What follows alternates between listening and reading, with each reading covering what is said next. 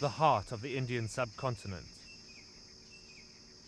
7 out of 10 people here live in one of India's 500,000 villages. And for most, life is a struggle from early morning till late evening, a struggle to feed and clothe the family. Nayagam is among the first in the village to start her long day's work. She and her family are the Daliths, Untouchables. Nayagam is a dhobi, one who washes other people's laundry. This is the Untouchables part of the village. They have their own temple, where the goddess Kali is supposed to protect the downtrodden and bring luck to them later in life. If you accept life as it is, you may be rewarded by reincarnation into a better one.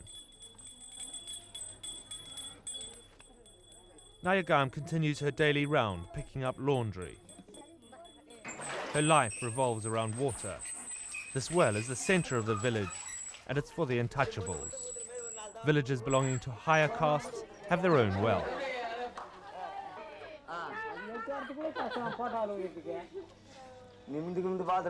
Rice is their most important food. For the Untouchables, their only food. We can't get all 3 meals a day. We have to do without one. These are the conditions. Nayagam, the laundry woman, gets rice for her work, which she uses to feed her family. She doesn't get money. If they get to work for people of a higher caste, they work as slaves, for the lowest wage. That's why they have no food. When they work other people's fields, they get low salaries, so they can't give their children an education and they can't afford clothes. These are the conditions when you don't own land. This area is not short of food. Some places you harvest 3 times a year, mostly rice. And they also grow other crops. The women plant the rice. They produce 65% of all agricultural crops. And in India, there's equal pay for equal work, at least in theory. A full day's work in the fields pays about 50 cents.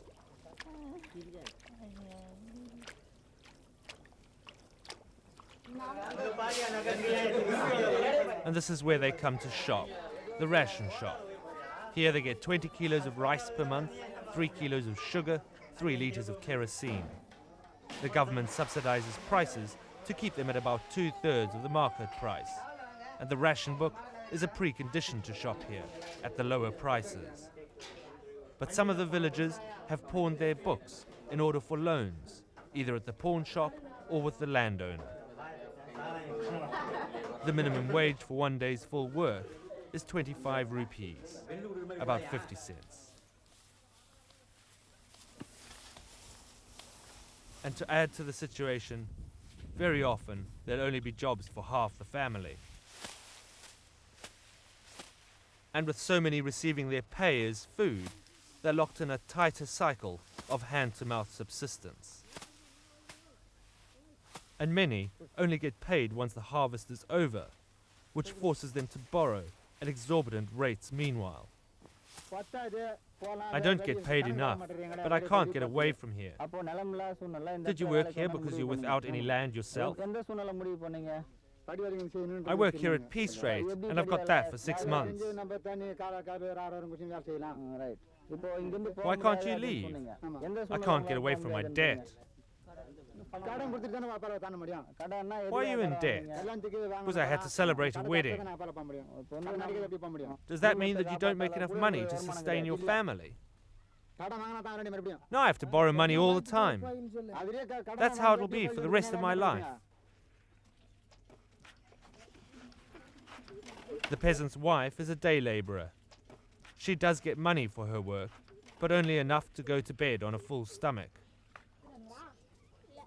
It makes all the difference to her quality of life.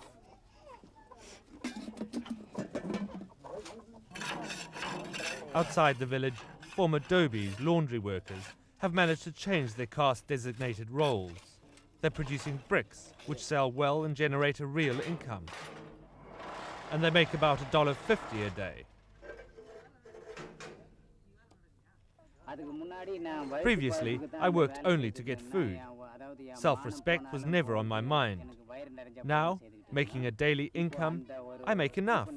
I experience self-respect and I go to sleep on a full stomach.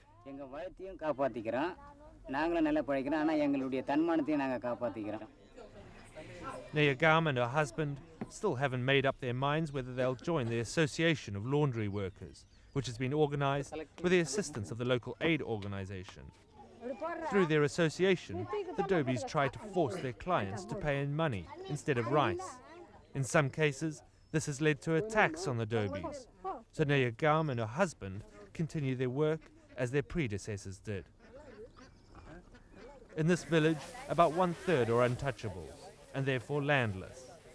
Some of the untouchables did own land, given to them by the British before they left, but this land has been taken over by others, or is laid out as wasteland. This land which we are standing, this was formerly with the Dalith people. Then slowly the upper caste people, that is high caste people, they somehow lend some money to the Dalith. Then slowly, since these people couldn't repay them, this was a cultivable land. But they started asking these people not to cultivate it. Then slowly they took up by force as well as by means of threatening. Once these people are starting cultivating here, then they won't be working in that upper caste people's land. For a very low salary? Yeah, for very low salary, very meager. I mean, say around some 20 rupees per day or something like that. We're not economically strong enough to get the land back. In order to make an efficient performance, we need both education and money, and we don't have either. We go on hunger strike one day and block the traffic the next, but the bureaucrats are being bribed by the high caste people. That's why our demands are ignored. We scream and shout until we have no voice left, but nothing happens. In order to get their old land back, young untouchables have organized what they call the youth army. We'd like to solve the problems in a peaceful way, but if the high caste people disagree with us, we must use other means.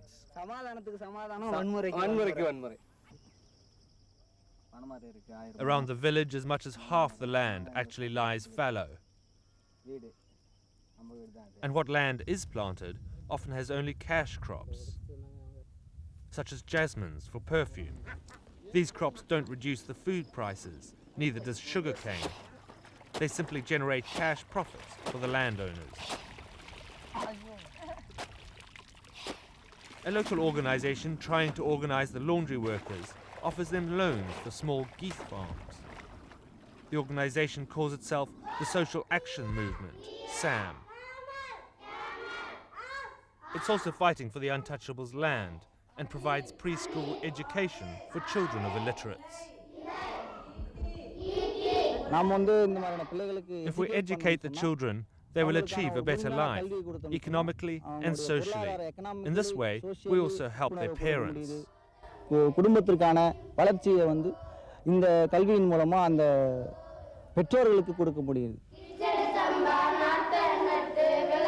The children sing a song about poverty.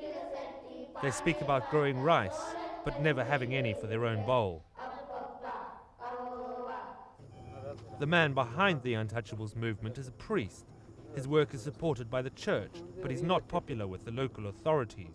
They think we are creating law and order problems for the government, so they think we are troubleshooters. That is the labels we get.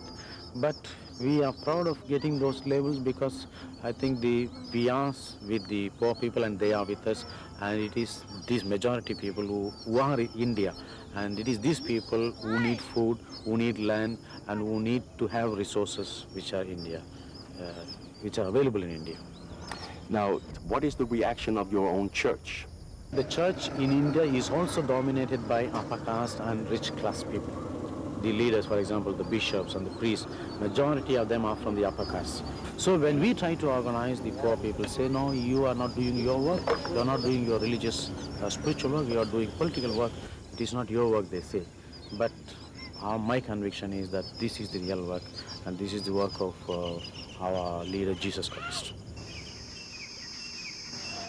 While Nayagam and the Untouchables are struggling in the villages, others flee the countryside.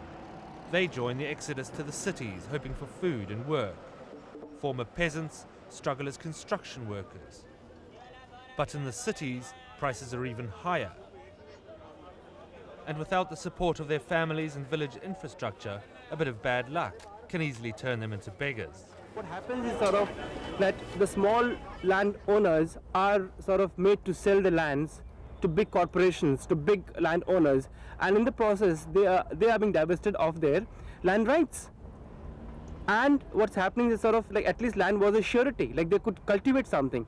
Now these people are not going to cultivate food crops, they are going to cultivate non-food crops. And in a scenario like what is going to emerge in the future, till today, till about a year, 2 or 3 years, we are food sufficient, got food self-sufficient in food. But in near future, I suppose we would have a food crisis, because by non-food cultivation you can get money, but you can't get nutrients, you can't get food.